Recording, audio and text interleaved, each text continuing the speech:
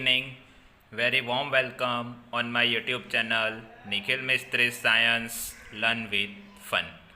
आज हम यहाँ पे डिस्कस करने वाले हैं 9th स्टैंडर्ड इंग्लिश मीडियम के अंदर साइंस एंड टेक्नोलॉजी में बायोलॉजी पोर्शन के अंदर chapter number 5 the fundamental unit of life part 5 के बारे में।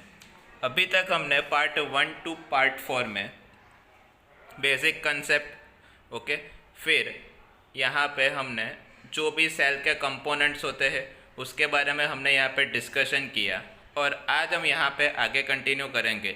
तो सेल के अंदर जो वेल डेवलप्ड ऑर्गेनेल्स आपको देखने को मिलती है उसके बारे में। तो आज का जो भी हमारा टॉपिक है वो टॉपिक का नेम है गोल्गी एपर्टस। तो यहाँ पे गोल्गी एपर्टस के बारे में डिस्कशन करेंगे। तो फर्स्ट टाइम कैमेलियो गोल्गी ने यहाँ पे जो भी आपको सेल मेम्ब्रेन के अंदर बाउंड वेसिकल्स देखने को मिलते हैं, मतलब कि जिसको आप फ्लैटेंड सरफेस बोल सकते हो ओके, तो वो कंस्ट्रक्शन के अंदर उसने पैरेलली मतलब कि एक के ऊपर एक जो भी स्ट्रक्चर्स देखा कि जिसको उसने क्या नाम दिया, तो भाई क्रिस्टन्स उसने बोला ओके, सिस्टेंट्स उसको बोल सकते हो। तो ये जो मेम्ब्रेन्स है ओके, तो उसके बारे में डिस्कशन करेंगे। तो मेम्ब्रेन्स की यहाँ पे ईयर मतलब कि एंडोप्लाज्मिक रेक्टिकुलम्स के अंदर उसके साथ कनेक्शन होता है, कनेक्टेड होता है, और जो किसका बना हुआ होता है, तो प्रोटीन का बना हुआ होता है। और कॉम्प्लेक्स सेलुलर मेम्ब्रेन सिस्टम्स के अंदर वो आपको आइडेंटिफाई होता है, मतलब कि वहाँ पे वो आपको देखने को मिलता है। तो ये जो मटेरियल है वो सिंथेसिस नियर द ईयर मतलब कि एंडोप्लाज्मिक रेक्टिकुलम का जो भी पूरा स्ट्रक्चर्स है उसके पास आपको देखने को मिलता है। और यहाँ पे वो जो भी डिस्पैचेड वेरियस टारगेट्स ओके, जो क्या करता है, तो भाई सेल साइटोप्लाज्म के थ्रू पूरी बॉडी में वो ट्रांसफ़र भी होता रहता है ओके, और सेल के थ्रू यहाँ पे जो गोल्गी एपर्टस है वो इनसाइड से आउटसाइड मतलब कि जहाँ पे कोई भी स्ट्रक्चर्स के अंदर उसको जाना है तो उसको ट्रांसपोर्टेशन करने में वो हेल्प करता है। तो उसके बाद हम यहाँ पे डिस्कशन करेंगे गोल्गी एपर्टस के आइडेंटिफिकेशन और उसके थोड़े बहुत फंडामेंटल्स के बारे में। तो जो भी उसका फंक्शंस क्या है, तो वो क्या करता है, स्टोरेज ओके, फिर उसके बाद modification and packaging of the products in vesicles, मतलब कि जो भी प्रोडक्ट्स होता है उसके अंदर मॉडिफिकेशन और चेंजिंग का और पैकेजिंग का वर्क करता है। कुछ केसेस के अंदर जो भी कॉम्प्लेक्स शुगर्स है ओके, तो वो कॉम्प्लेक्स शुगर्स को वो क्या कर कॉम्प्लेक्स शुगर कन्वर्ट करता है सिंपल शुगर्स में से, किसके थ्रू, गोल्गी एपर्टस के थ्रू। और जो भी गोल्गी एपर्टस है तो किसके लिए, तो लाइसोसोम के फॉर्मेशन के लिए भी रिक्वायर्ड यहाँ। तो यहाँ पे कैमेलियो गोल्गी आपको दिए हुए फिगर में देख सकते हो ओके। तो यहाँ पे 1843 में उनका बॉर्न हुआ था। तो यहाँ पे उन्होंने medicine at the university of Pavia में स्टडी किया था, ग्रेजुएशन 1865 में उनका हुआ था। फिर पेविया की हॉस्पिटल कौन सी, सेंट मैटियो ओके, तो वहाँ पे वो वर्क करते थे और उन्होंने इन्वेस्टिगेशन किया किसके बारे में, तो नर्व सिस्टम मतलब कि जो हमारी माइंड के अंदर होती है कि जो सोचने का काम करती है, मैसेज ट्रांसफ़र का काम करती है, उसके बारे में 1872 में। तो वो वहाँ पे वो चीफ मेडिकल ऑफिसर में सिलेक्शन हुआ ओके। और किसके लिए, तो भाई यहाँ पे उन्होंने हॉस्पिटल के अंदर क्रॉनिकली सिक के बारे में आइडेंटिफिकेशन किया, और फर्स्ट उन्होंने इन्वेस्टिगेशन किया नर्व सिस्टम के बारे में ओके। और उसके लिए वो जाने जाते हैं कि उन्होंने he had converted into the laboratory, और कैसे, तो उसके बारे में भी आपको यहाँ पे इंफॉर्मेशन टोटली प्रोवाइड की है ओके। तो उसके बारे में हम आगे की स्लाइड में देखते हैं, तो उन्होंने कैसे ये चीज़ आइडेंटिफाई की। तो जो भी गोल्गी एपर्टस है तो वो हमारी बॉडी के अंदर देखने वाला एक पार्ट है ओके, कि जो सेल के अंदर सेल बाउंड के अंदर आपको देखने को मिलता है। तो जो भी गोल्गी एपर्टस है तो यहाँ पे कैमेलियो गोल्गी ने आइडेंटिफाई किया था, तो उसके बारे में हम आगे देखते।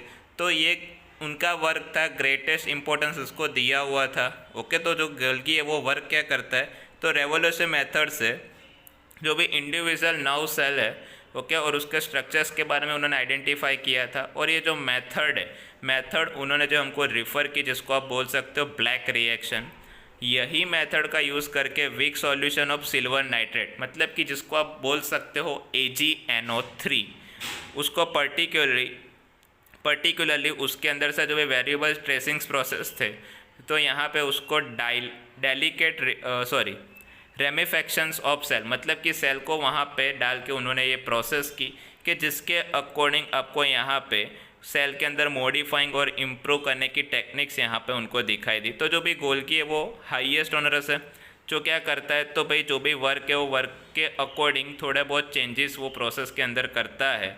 तो यहाँ पे उन्होंने ये जो इन्फॉर्मेशन थी तो उनको डिक्लेयर किया, सबके साथ शेयर की कि जिसके लिए उनको नोबेल प्राइज़ मिला। कौन से साल में? 1906 में। ओके, और किसके लिए? तो गोल्गी एपरटस के अकॉर्डिंग उसके अंदर जो भी नर्व सेल सिस्टम्स है, ओके, रेमोनी कैजल्स है, उसका जो भी वर्क है तो उसके लिए यहाँ पे उनको यहाँ पे नोबेल प्राइज़ दिया गया है। तो मेनली जो नर्व सेल है वो हमारी ह्यूमन बॉडी का सबसे मोस्ट इम्पोर्टेंट, क्योंकि जो मैसेज की ट्रांसफ़र करता है पूरी बॉडी को एक पार्ट से दूसरे पार्ट से कनेक्ट करने में वो हेल्प करता है। ओके, और वो कैसे वर्क करता है? तो नर्व सेल का जो भी डायग्राम है तो वो भी हमने लास्ट वीडियो लेक्चर्स के अंदर जो भी डिफरेंट टाइप के सेल्स थे, ओके, जैसे कि आपको वहाँ पे फैट के सेल दिए हुए थे, स्पर्म सेल्स थे, जाइगोट था, तो उस सेल के अंदर नर्व सेल्स की आपको डायग्राम वहाँ पे दी हुई थी। उसके बाद हमारा जो भी टॉपिक है वो है लाइसोसोम। तो जो भी लाइसोसोम्स है, तो लाइसोसोम्स किससे बनता है? तो जो भी बाउंड सेक्शंस फिल है तो वो डाइजेस्टिव सिस्टम्स के अंदर जो भी एंजाइम्स होता है उससे वो बनते हैं।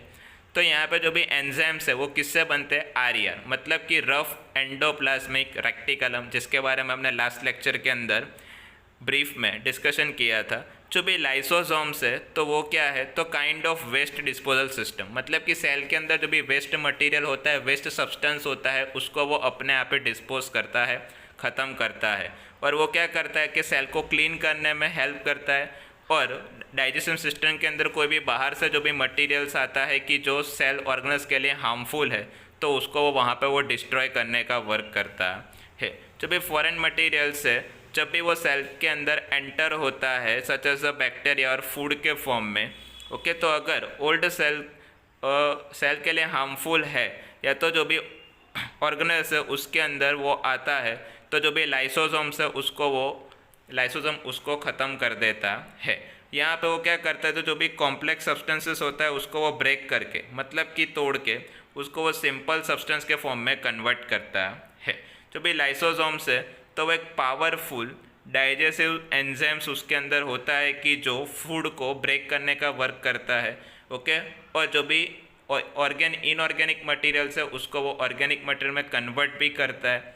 ओके, और जो भी disturbance in the cellular metabolism, मतलब कि किसी भी सिस्टम में अगर ब्रेक डाउन होता है या तो वो डिस्टर्ब्स होती है, जैसे कि आपको यहाँ पे दिया हुआ है, जो भी सेल है वो जब डैमेज हो जाते हैं तो लाइसोसोम्स वही सेल को खुद डाइजेस्ट कर जाता है एंजाइम्स के थ्रू, मतलब कि वही खुद के वही सेल को वो डिस्ट्रॉय करता है। तो जो लाइसोसोम खुद के ही सेल को डिस्ट्रॉय करता है तो उसके लिए उसको आप सुसाइड बैग भी बोल सकते हो। किसका? सेल का। तो आपके लिए 1 मार्क का मोस्ट टाइम पे एमसीक्यू है कि भाई ह्यूमन बॉडी के अंदर किसको आप सुसाइड बैग बोल सकते हो?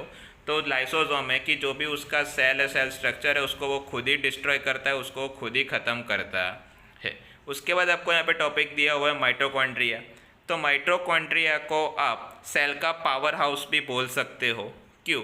तो वो यहाँ पे खाना बनाने का, मतलब कि एनर्जी स्टोर करने का वर्क करता है। जो भी माइटोकॉन्ड्रिया है उसके अंदर 2 कवरिंग मेम्ब्रेन्स आपको देखने को मिलते हैं, और जो भी आउटर मेम्ब्रेन है तो वो पोरस, मतलब कि हॉलो है।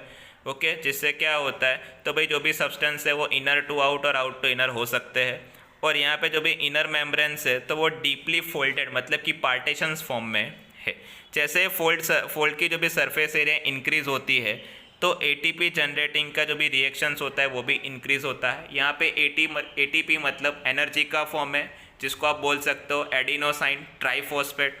तो यहाँ पे जो भी एनर्जी रिक्वायर्ड है वेरियस एक्टिविटीज़ के लिए, तो वो कहाँ से रिलीज़ होती है? तो माइटोकॉन्ड्रिया में से एटीपी के फॉर्म में, मॉलिक्यूल फॉर्म में, वहाँ से वो फ्री होती है। और एटीपी का फुल फॉर्म जनरली एग्जाम में आता है 1 मार्क के क्वेश्चंस के अंदर, कि जिसको आप बोल सकते हो एडिनोसाइन ट्राइफॉस्फेट। फ्रेंड्स, ये याद रखना, रिमेंबर रखना कि एग्जाम में कंपलसरी ये 1 मार्क के क्वेश्चंस के अंदर आता है। तो यहाँ पे माइटोकॉन्ड्रिया को आप पावर हाउस बोल सकते हो कि जो एनर्जी जनरेट करने का वर्क करता है। और कौन से फॉर्म में वो एनर्जी जनरेट करता है? तो एटीपी के फॉर्म में। एटीपी को आप क्या बोल सकते हो? एडिनोसाइन ट्राइफॉस्फेट उसको आप बोल सकते हो। तो जो भी एटीपी है उसको आप एनर्जी करेंसी भी बोल सकते हो सेल के अंदर, या तो एनर्जी बंडल भी उसको आप बोल सकते हो। जो भी बॉडी है तो वो क्या करती है, एटीपी के फॉर्म में जो भी एनर्जी होती है तो वो एनर्जी को स्टोर करती है, और जब भी रिक्वायरमेंट होती है तब उसको वो यूज़ भी करती है न्यू केमिकल कंपाउंड्स बनाने के लिए। या तो बॉडी या तो सेल के अंदर जो भी वर्क है वो वर्क को फंक्शन मतलब कि करने के लिए यहाँ पे एटीपी के फॉर्म में जो भी एनर्जी होती है उसका यूज़ किया जाता है।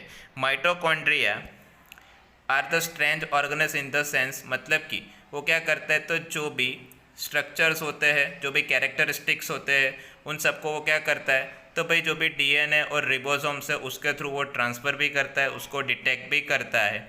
और जो भी माइटोकॉन्ड्रिया है तो उसका खुद का प्रोटीन है, मतलब कि वो खुद भी अपना प्रोटीन वहाँ पे वो डेवलप करता है। तो यहाँ पे माइटोकॉन्ड्रिया की बात हो गई। यहाँ पे डीएनए दिया है तो डीएनए का फुल फॉर्म आपको बोल दूँ, वो भी एग्जाम में आता है, जिसको आप बोल सकते हो डीऑक्सी रिबोन्यूक्लिक एसिड। ओके, उसके बाद आपका नेक्स्ट टॉपिक है प्लास्टिड्स। तो प्लास्टिड्स ओनली किसके अंदर आपको दिखाई देते हैं, तो प्लांट सेल्स के अंदर ही आपको वो दिखाई देते हैं। यहाँ पे दो टाइप के प्लास्टिड्स है, क्रोमोप्लास्ट है कि जिसको आप कलरेड प्लास्टिक्स बोल सकते हो, और दूसरा है ल्यूकोप्लास्ट कि जिसको आप कलरलेस प्लास्ट बोल सकते हो। जो भी क्रोमोप्लास्ट आपको दिया हुआ है तो वो क्या है, तो भाई उसके वो पिगमेंट है, ओके, जिसको आप क्लोरोफिल भी बोल सकते हो। और क्लोरोफिल आर नोवनस, उसको आप कौन से नाम से जानते हो, तो क्लोरोप्लास्ट के नाम से जानते हो। जो भी क्लोरोप्लास्ट है तो वो सबसे मोस्ट इम्पोर्टेंट है किसके लिए, प्लांट के लिए। क्यों, तो वो फोटोसिंथेसिस प्रोसेस के थ्रू अपना खाना खुद बनाते हैं। और जो भी क्लोरोप्लास्ट है तो वो ग्रीन के अलावा दूसरा येलो और ऑरेंज पिगमेंट के फॉर्म में अवेलेबल है, मतलब कि प्लांट के अंदर क्लोरोफिल के फॉर्म में वो आपको ऑरेंज या तो ग्रीन या तो येलो पिगमेंट्स के फॉर्म में आपको वो दिखाई देते हैं। तो पूरे एनिमल या तो लिविंग वर्ल्ड के अंदर एक प्लांट ही है कि जिसके अंदर आपको प्लास्टिड्स दिखाई देते हैं, और उसके अंदर में मेनली कौन सा होता है, क्लोरोफिल की जो ग्रीन पिगमेंट है। जो भी ल्यूकोप्लास्ट है तो वो प्राइमरी है ऑर्गेनाइजर मटेरियल्स के अंदर, जैसे कि वो स्टार्च के फॉर्म में, ऑयल्स के फॉर्म में, प्रोटीन ग्रेनल्स उन सब के फॉर्म में स्टोर होता है। जो भी इंटरनल ऑर्गेनाइजेशन है क्लोरोप्लास्ट का, तो उसका जो भी स्ट्रक्चर्स है वो लेयर के फॉर्म में होता है। लेयर मतलब कि जो भी सरफेस एक के ऊपर एक होती है उस हिसाब से।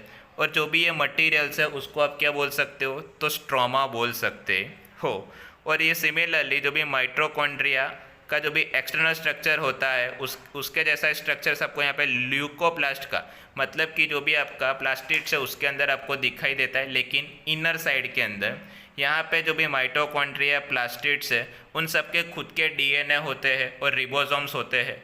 ओके, तो जो डीएनए है उसका फुल फॉर्म है डीऑक्सी रिबोन्यूक्लिक एसिड की जो कैरेक्टरिस्टिक्स को रिमेंबर करते हैं, कैरेक्टरिस्टिक्स को एक जनरेशन से दूसरे जनरेशन में वो ट्रांसफ़र करने का वर्क करते हैं। और जो भी रिबोसोम्स है वो मेनली प्रोटीन्स के बने हुए होते हैं, लिपिड्स के बने हुए होते हैं। तो फ्रेंड्स, इसी टॉपिक के साथ जो भी हमारा वीडियो है वो वीडियो यहाँ पे ख़त्म हो रहा है। तो फ्रेंड्स अगर आपको ये वीडियो पसंद आया है तो प्लीज़ वीडियो को लाइक कीजिए, वीडियो के ऊपर कमेंट कीजिए, वीडियो को मैक्सिमम अपने फ्रेंड्स के साथ शेयर कीजिए। और अगर आपको कोई डाउट या तो क्वेरी है तो डिस्प्ले के ऊपर जो भी नंबर आपको दिख रहा है उस नंबर के ऊपर आप मेरे को कॉल या तो मैसेज करके पूछ सकते हो। ओके, और अगला वाला जो भी लेक्चर है पार्ट 6, तो उसमें हमारा ये जो चैप्टर 5 है वो ख़त्म हो जाएगा। और साथ में आप लोगों ने मेरे को जो सपोर्ट किया है उस सपोर्ट के लिए मैं आप सब फ्रेंड्स को बहुत ही थैंक यू बोलना चाह रहा हूँ। और जिस किसी फ्रेंड्स ने अभी तक मेरे चैनल को सब्सक्राइब नहीं किया है निखिल मिस्त्री साइंस लर्न विद फन को, तो प्लीज़ सब्सक्राइब कर लीजिए और साथ में बेल आइकन को भी प्रेस कर दीजिए ताकि जो भी वीडियो की नोटिफिकेशन हो वो आपको जल्दी से जल्दी मिलती रहे। Thanks for watching, thanks for supporting, stay home, safe home, good bye.